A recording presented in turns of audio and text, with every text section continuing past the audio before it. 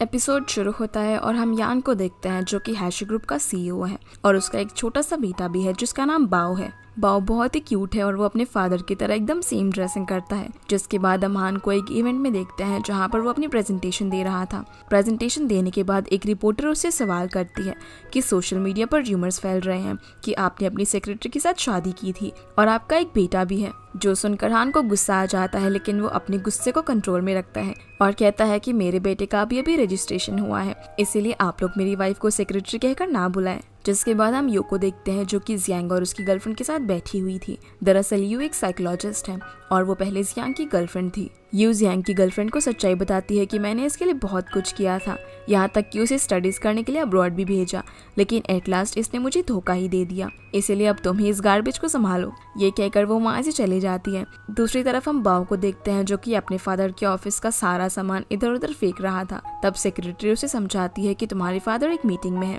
और वो थोड़ी ही देर में आ जाएंगे, पर बाओ उसकी एक नहीं सुनता। तभी हान वहाँ पर पहुँच जाता है और बाओ को डांटने लगता है, जहाँ हमें पता चलता है कि बाओ को साइकोलॉजिकल डिजीज है और वो बिल्कुल भी बात नहीं करता और उसके सारे डॉक्टर्स ने बाओ से तंग आकर रिजाइन दे दिया है क्योंकि बाओ को संभालना उनके बस की बात नहीं थी। उसके फादर भी इस बात से काफी परेशान थे क्योंकि कोई भी डॉक्टर बाओ को ट्रीटमेंट नहीं दे पा रहा था, इसीलिए वो बाओ को अपने साथ ही रखता है। फिर हम यू को देखते हैं जो कि अपने फ्रेंड रुओ के साथ बाहर आई थी।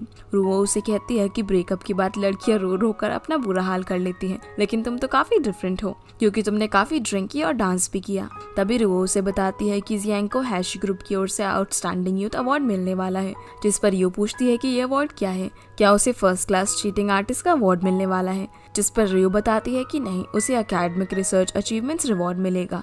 ये सुनते ही यू शॉक हो जाती है और कहती है कि वो रिसर्च 90% मैंने की थी। तब रियो उसे कहती है कि तो फिर तुम यहाँ पर क्या कर रही हो, क्योंकि ऐसे तो जियांग अकेले ही सारा क्रेडिट और फेम ले लेगा। अब वो गुस्से में जियांग से रिवेंज लेने के लिए निकल जाती है। इधर हम हान को देखते हैं जो कि लाइव स्ट्रीमिंग कर रहा था, जहाँ बाओ भी उसके पास ही बैठा हुआ था और अपने फादर को काम में बिजी देखकर वो चुपचाप बाहर चला जाता है और लिफ्ट से होते हुए सबसे नीचे वाले फ्लोर पर पहुंच जाता है। दूसरी ओर हान बाओ को वहां से गायब देखकर परेशान हो जाता है और उसे उधर उधर ढूंढने लगता है। वहीं बाओ अपने फादर के काफी सारे पोस्टर्स देखता है, जिन्हें देखकर वो उन पोस्टर्स पर स्टिकी नोट्स चिपकाने लगता है, जो देखकर सभी स्टाफ मैनेजर उसे घेर लेते हैं और उसे सवाल जवाब करने लग जाते हैं। लेकिन बाओ इन सब को इस तरह देखकर डर जाता है और काफी जोर जोर से चिल्लाते हुए भागने लग जाता है। इसी बीच उसके सामने एक ट्रॉली आ जाती है और इससे पहले कि वो उसे टकरा पाता, यू उसे बचा लेती है। अब यू उसके साथ उसके कार्ड्स की हेल्प से बात करती है और उसे उसका नाम भी पता चल जाता है। वो उसे काफी अच्छे से ट्रीट करती है और उसे एज ए गिफ्ट एक हैंकरचिफ और एक पंपकिन देती है। तभी बाओ को लेने के लिए यहाँ पर सेक्रेटरी आ जाता है, तो यू उसे कहती है कि इसके फादर को बोलना कि वो इसका अच्छे से ध्यान रखे। ये कहकर वो वहाँ से जाने लगती है, लेकिन नीचे गिरने की वजह से वो डिजीनेस फील कर रही थी। तभी रास्ते में उसकी नजर हान पर पड़ती है जो कि बाओ को ढूंढते हुए एक रूम के अंदर जाता है, जिसे देखकर ये उसे जियांग समझ लेती है और उसके पास आकर उसे पीटने लग जाती है। क्योंकि रूम में काफी अंधेरा था, इसलिए यू हान का फेस नहीं देख पाती। इसी बीच यू उसे कहती है कि मैंने इस रिसर्च को लेकर इतनी मेहनत की, पर मेरे पास इसे प्रूफ करने के लिए कोई भी एविडेंस नहीं है, इसीलिए तुम अकेले ही सारा क्रेडिट लेना चाहते हो, पर आज मैं तुम्हें नहीं छोड़ूंगी। उसकी ये सारी बातें हान नोट कर रहा था। फिर वो लाइट ऑन करता है तो यू उसका फेस देखती है और उससे पूछती है कि तुम कौन हो, जिस पर हान कहता है कि मारने से पहले तुम्हें क्यों नहीं दिखा। तभी यू पीछे की ओर मुड़ती है, लेकिन उसके बाल हान की टाइम में फंसे हुए थे, जिस कारण से ये दोनों एक दूसरे के काफी करीब आ जाते हैं और इनका ये सीन हान के फोन में चल रही लाइव स्ट्रीमिंग में ऐड हो जाता है। पर फिर यू एक सीजर की मदद से अपने फंसे हुए बाल को काट देती है और हान को सॉरी बोलकर वहां से जाने लगती है। इसी बीच उसकी नजर जियांग पर पड़ती है जो कि यहाँ अपनी गर्लफ्रेंड के साथ आया हुआ था, क्योंकि हान ही उसे अवार्ड देने वाला था, लेकिन यू उसे इग्नोर करके वहां से चली जाती है। जिसके बाद हम अवार्ड सेरेमनी को देखते हैं जहाँ पर हान जियांग का नाम अनाउंस करने वाला था, लेकिन तभी उसे यू की बातें याद आती हैं और वो समझ जाता है कि इस अवार्ड का असली हकदार जियांग नहीं बल्कि यू है, इसीलिए वो यहाँ पर किसी का भी नाम अनाउंस नहीं करता, जो देखकर सभी लोग गॉसिप करने लग जाते हैं। लेकिन हान सबको इग्नोर करके वहां से चला जाता है। फिर रात में हान कुछ साइकोलॉजिस्ट के रिज्यूम चेक करता है जो कि उसकी सेक्रेटरी ने बाओ के लिए चूज किए थे। इनमें से एक साइकोलॉजिस्ट यू भी थी, जिसकी फोटो देखते ही हान उसकी फाइल को डंप कर देता है और अपने बेटे के पास आकर उसे सोने के लिए कहता है। इसी बीच बाओ यू के दिए हुए हैंकरचीफ को स्मेल करता है तो उसकी फ्रेग्रेंस उसे काफी फेमिलियर सी लगती है। रात में हान को एक सपना आता है जिसमें उसका एक्सीडेंट हो चुका था और एक लड़की उसके बेटे को लेकर वहां से जा रही थी। हालांकि हान उस लड़की को इशारा करके रोकने की कोशिश करता है लेकिन वो लड़की वहां से चली जाती है। अगली सुबह हान का फ्रेंड वेंगू उसके पास आता है और उसे वो लाइव स्ट्रीम दिखाते हुए पूछता है कि ये लड़की कौन है, जिस पर हान कहता है कि मैं नहीं जानता कि ये कौन है, बल्कि मैं तो इस बात से वरीड हूँ कि आप लोग इस लड़की को मेरी वजह से ट्रोल करेंगे। इसी बीच हान उसे डस्टबिन ट्रैश करने के लिए कहता है जिसमें यू की फाइल पड़ी हुई थी, जो देखकर वेंगू उससे और ज्यादा सवाल जवाब करने लगता है लेकिन हान उसे यहाँ से भगा देता है और खुद ही उस फाइल को डिस्ट्रॉय करने लगता है। दूसरी तरफ रू यू को सोशल मीडिया पर वही वाली फोटोज दिखाती है जो कि किसी ने अपने अकाउंट पर पब्लिश करी हुई थी, जो देखकर यू काफी शॉक हो जाती है क्योंकि लोग सोच रहे थे कि शायद हान किसी लड़की को डेट कर रहा है। खैर आगे हान बियाओ को एक हॉस्पिटल में लेकर जाता है और इस हॉस्पिटल में यू भी काम करती है। इसी बीच यू बाओ के चिल्लाने की आवाज सुनती है तो वो फटाफट से उस रूम के अंदर पहुंचती है जहाँ एक नर्स बाओ को हैंडल नहीं कर पा रही थी, जो देखकर यू उसके पास जाती है और बाओ चिल्लाना बंद कर देता है। वो उसके साथ काफी अच्छे से कोऑपरेट कर लेती है, जिसके बाद एक छोटी लड़की बाओ की फ्रेंड बनने के लिए उसके पास आती है। वो उसके साथ बात करने की भी कोशिश करती है लेकिन बाओ बिल्कुल शांत बैठा हुआ था। तभी यू वहाँ पर आ जाती है और उस लड़की को बाओ से दूर रहने के लिए कहती है। इसी बीच हान भी वहाँ पर आता है और यू को आंटी कहते हुए बाओ से पीछे हटने के लिए कहता है। अब ये दोनों एक दूसरे को यहाँ पर देखकर शॉक हो जाते हैं। तभी हान यू को कहता है कि तुमने कल रात मेरे अगेंस्ट काफी सब्टिल प्लान बनाया था क्योंकि उस वीडियो से मेरी कंपनी पर काफी इम्पैक्ट पड़ा और मेरा काफी लॉस हो गया। ये कहते हुए वो यू को उस वीडियो के लिए ब्लेम करता है तो यू कहती है कि लॉस तुम्हारे अकेले का नहीं है बल्कि मेरा भी हुआ है और तुम्हारी वजह से मुझे तो अपने हेयर कट ही कराना पड़ गया। अब यहाँ हान उसे इस सब के बदले 2000 युआन देता है और बाओ को यहाँ से ले जाने लगता है, पर जाते जाते वो कहता है कि आगे से ऐसी आंटी से दूर ही रहना। खैर आगे ये दोनों यहाँ से बाहर निकल रहे होते हैं तो रास्ते में बाओ यू की फोटो की तरफ इशारा करता है और उस हैंकरचीफ को निकालकर स्मेल करता है। साथ ही साथ वो खुद को एक कार्ड भी देता है। दरअसल बाओ अपने फादर को ये बताना चाहता था कि वो हैंकरचीफ यू ने ही उसे दिया था और उसकी ये बात हान समझ भी लेता है। जिसके बाद ये दोनों घर पर होते हैं जहाँ बाओ हान को यू के साथ स्केच बनाकर दिखाता है, जिससे हान समझ जाता है कि बाओ चाहता है कि वो उसके घर उसकी डॉक्टर बनकर रहे। जिसके अगले दिन सेक्रेटरी हान को यू की सारी इन्फॉर्मेशन देता है और कहता है कि मैंने पहली बार बाओ को किसी स्ट्रेंजर पर्सन के साथ इतना क्लोज देखा था। फिर हान वेंगू के साथ मिलकर यू का बैकग्राउंड चेक करता है और ये दोनों इस बात से काफी ज्यादा क्यूरियस थे कि आखिर बाओ ने उस लड़की में ऐसा क्या देख लिया। हान वेंगू को कहता है कि उस लड़की में जरूर कुछ ना कुछ तो स्पेशल है। फिर वो बाओ के पास जाता है और कहता है कि मेरे लिए सबसे इम्पोर्टेंट मेरा बेटा है और आखिर में वो यू के पास पर्सनल डॉक्टर का प्रपोजल सेंड कर देता है। जिसके अगले दिन सेक्रेटरी हान को बताती है कि उस डॉक्टर ने आपका प्रपोजल रिफ्यूज कर दिया है। ये सुनकर हान सोच में पड़ जाता है और जब वो इस बारे में वेंगू को बताता है तो वेंगू यू के पास सेंड करने के लिए एक मेल टाइप करता है। हालांकि हान उसे रोकता है लेकिन वो उसकी एक नहीं सुनता और मेल सेंड कर देता है, पर यू उनकी मेल का भी कोई रिप्लाई नहीं करती। जिसके बाद हान उसके पास खुद कॉल करता है और उसे अपनी कंपनी में आने के लिए इनवाइट करता है, पर यू को ऐसा लगता है कि शायद कोई उसके साथ मजाक कर रहा है और वो फ्रॉड कॉल समझकर कॉल कट कर देती है। जिसके अगले सीन में हान यू के हॉस्पिटल जाता है और उसे काफ़ी पैसे ऑफर करके उसे उसका पर्सनल डॉक्टर बनने के लिए कहता है, लेकिन यू उसका ऑफर रिफ्यूज़ करते हुए कहती है कि मैं आपकी पर्सनल डॉक्टर नहीं बन सकती क्योंकि मैं फुल टाइम काम करती हूँ और वैसे भी हर चीज़ पैसों से नहीं खरीदी जा सकती। हालांकि हान उसे कन्विंस करने की बहुत कोशिश करता है लेकिन यू उसकी एक नहीं सुनती और उसे यहाँ से जाने के लिए कह देती है। अब हान डिसअपॉइंट होकर वापस से घर आता है और वेंगू को सारी बातें बताता है, जो पता लगने पर वेंगू कहता है कि वो कोई ऑर्डिनरी लड़की नहीं है, इसीलिए शायद तुम्हें उसे अपनी ओर करने के लिए काफी कुछ करना पड़ेगा। जिसके बाद वेंगू उसे कुछ आइडियाज देता है और उसके कहने पर हान सबसे पहले यू के पास काफी सारे गिफ्ट सेंड करता है, लेकिन उसका पहला ही अटेम्प्ट फेल हो जाता है क्योंकि यू उसके दिए हुए गिफ्ट से बिल्कुल भी इम्प्रेस नहीं होती। जिसके बाद हान अपनी गाड़ी से यू का पीछा करता है और उसे रोकने की कोशिश करता है, लेकिन यू तो उसे इग्नोर करते हुए भागे जा रही थी। तभी यू एक नैरो स्ट्रीट में पहुंच जाती है और हान उस स्ट्रीट की दूसरी साइड पहुंचकर उसे रोक लेता है, जो देखकर यू उससे पूछती है कि तुम्हें मेरे एड्रेस के बारे में कैसे पता चला। तो हान कहता है कि मुझे इस बारे में तुम्हारे रिज्यूम से पता चला। तभी इन्हें किसी लड़की के चिल्लाने की आवाज सुनाई देती है जो कि हेल्प के लिए चिल्ला रही थी। ये सुनते ही यू हेल्प करने के लिए जाती है जहाँ कुछ बदमाश एक लड़की को हैरास कर रहे थे। ये देखकर यू इन सब पर अटैक कर देती है। तभी पीछे से हान भी आ जाता है और इन सबको पीट कर यहाँ से भगा देता है। इसी बीच हान के हाथ में चोट भी लग जाती है, इसीलिए यू उसके हाथ पर बैंडेज लगाती है और उसे एक लॉलीपॉप देकर चली जाती है। अगले दिन हान एक मीटिंग कर रहा था जिस दौरान वो अपने फोन में केक की फोटो देखता है। ये देखकर वो सोचता है कि शायद उसे यू को एक केक देना चाहिए। जिसके बाद वो घर आता है और अपने हाथों से यू के लिए केक बनाता है और वो इस केक में यू का स्केच भी बना देता है। फिर वो बाओ के साथ यू को केक देने के लिए हॉस्पिटल जाता है, जहाँ यू उस केक को देखकर खुश हो जाती है। इसी बीच यू गन शूटिंग गेम ट्राई करती है, लेकिन वो पॉइंट को टारगेट नहीं कर पाती। इसीलिए हान उसकी हेल्प करता है और वो एक बार फिर से एक दूसरे के करीब आ जाते हैं। जिसके अगले दिन हान अपनी कंपनी के हेल्थ ब्रेसलेट्स को चेक कर रहा था, जिन्हें उसकी कंपनी ने हाल ही में लॉन्च किया था। तभी वहाँ पर वेंगो आ जाता है, जो कि उन ब्रेसलेट्स को देखकर कहता है कि आई थिंक इन ब्रेसलेट्स को हार्ट ऑफ लव कहते हैं। जिस पर हान कहता है कि हाँ, ये लवर्स के लिए हैं और हमारी कंपनी ने इन्हें रिसेंटली लॉन्च किया है। इधर यू को पता चलता है कि जल्दी ही बाओ का बर्थडे आने वाला है।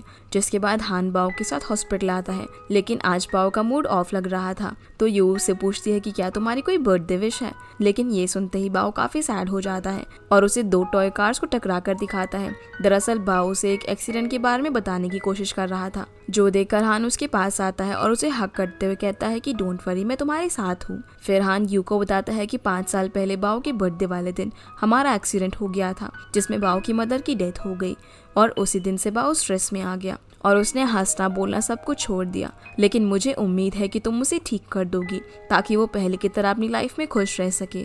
ये सब पता लगने के बाद यू कहती है कि हम बाओ का स्ट्रेस कम करने के लिए उसके बर्थडे पर एक पार्टी अरेंज कर सकते हैं और मैं भी इस वीकेंड फ्री हूँ, इसलिए हम मिलकर उसके लिए पार्टी अरेंज करेंगे। जिसके बाद यू घर आकर इस बारे में रो को बताती है और अब वो बाओ की डॉक्टर बनने के बारे में भी सोच रही थी।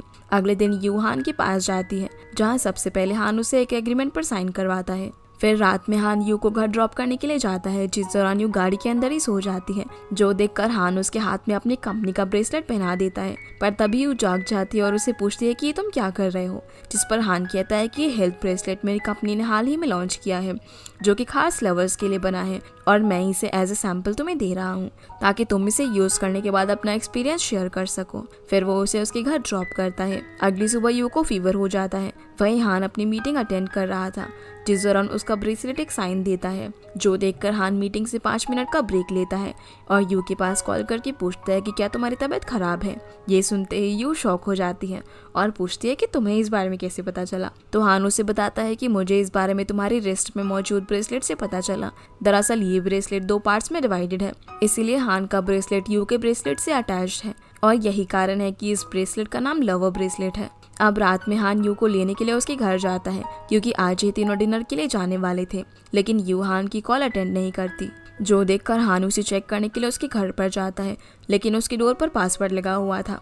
इधर यू को काफी ज्यादा फीवर हो गया था और वो बाथटब के अंदर अनकॉन्शियस कंडीशन में पड़ी हुई थी। तब किसी तरह हान उसके घर का डोर ओपन करता है और अंदर जाता है, जहाँ जैसे ही वो वॉशरूम में चेक करने के लिए जाता है तो यू उसके सामने हाफ क्लोथ्स में खड़ी हुई थी, जो देखकर हान अपना फेस घुमा लेता है और पूछता है कि क्या तुम ठीक हो। लेकिन यू की तबीयत इतनी खराब थी कि वो सही से खड़ी भी नहीं हो पा रही थी। तभी हान कहता है कि मैं तुम्हारा बाहर वेट कर रहा हूँ। ये कहकर वो बाहर जाता है और गलती से डोर लॉक कर देता है। हालांकि वो उसे रोकने की कोशिश करती है, लेकिन वो एक बार भी पीछे मुड़कर नहीं देखता और बाहर आकर कानों में ईयरफोन्स लगाकर किसी से बात करने लग जाता है। फिर किसी तरह से यू लॉक तोड़कर बाहर निकलती है और सीधा हान के ऊपर आकर गिर जाती है। जिसके बाद हान उसे उसके रूम में लेकर जाता है और उसका टेम्परेचर चेक करता है। इसी बीच हान उसके रूम की हालत देखकर बोलता है कि ये एक डॉक्टर है, पर सबसे ज्यादा बैक्टीरिया भी इसी के रूम में है और इससे अच्छा तो बाओ है, कम से कम वो अपने रूम को साफ सुथरा तो रखता है। फिर जब हान उसकी बेडशीट को सही करने लगता है तो वो गलती से उसके ऊपर आ जाता है।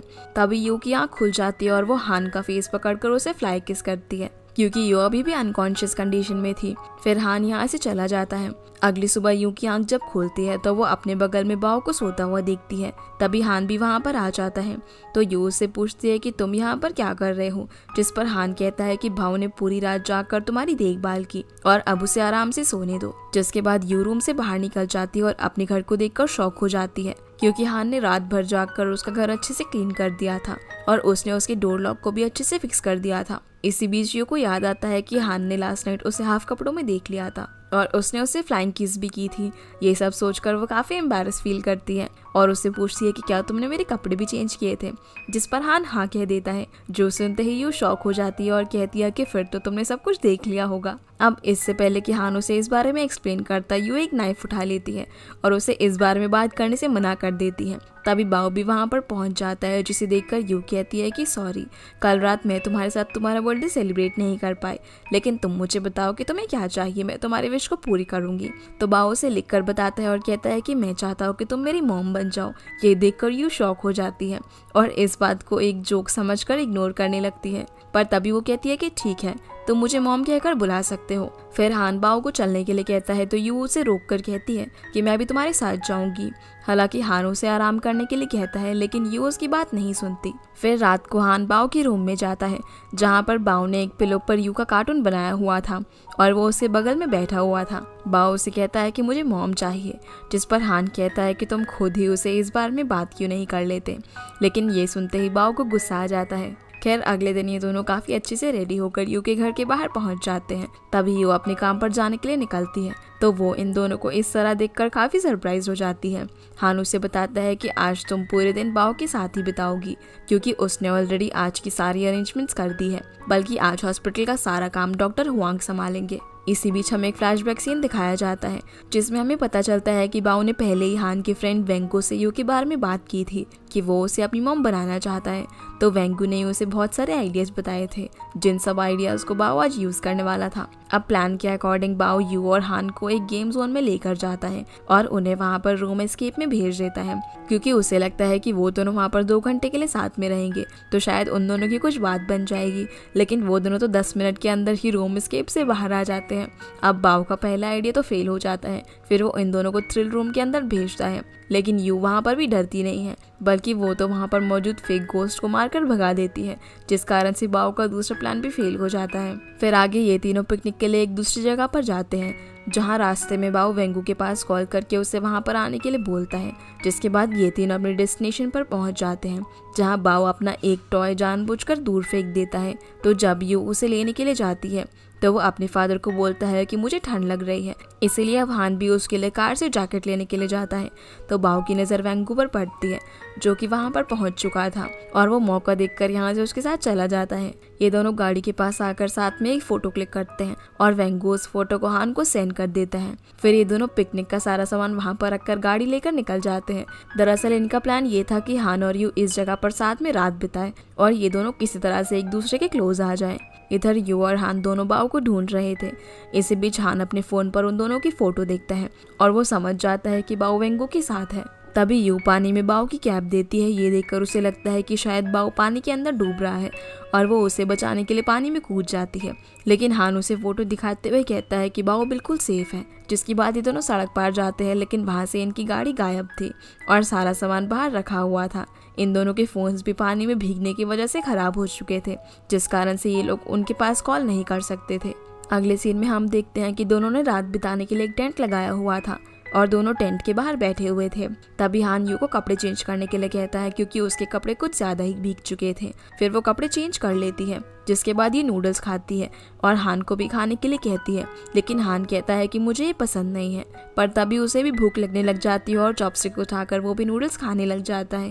इसी बीच हान उससे पूछता है कि तुमने अपनी जान की परवाह किए बिना ही पानी में छलांग क्यों लगा दी, जिस पर यू कहती है कि मैंने सोचा कि बाओ सच में पानी के अंदर डूब रहा है और उस टाइम मुझे कुछ भी नहीं समझ आया, इसलिए मैंने उसे बचाने के लिए सीधा लेक के अंदर छलांग लगा दी। वैसे भी बाओ मुझ पर बहुत ही ट्रस्ट करता है, इसीलिए अगर मैं ऐसा ना करती तो मुझे बाद में बहुत ज़्यादा गिल्टी फील होता। फिर वो उससे पूछता है कि तुमने बाओ को ये क्यों कहा था कि वो तुम्हें मॉम कहकर बुला सकता है, जिस पर यू कहती है कि वो सिर्फ एक जोक था, क्योंकि बाओ की अपनी मॉम है। ये सुनते ही हान का चेहरा उतर जाता है और वो उसे कहता है कि तुम थक गई होगी, इसीलिए जाकर सो जाओ। फिर ये दोनों एक दूसरे के अपोजिट लेट कर सो जाते हैं।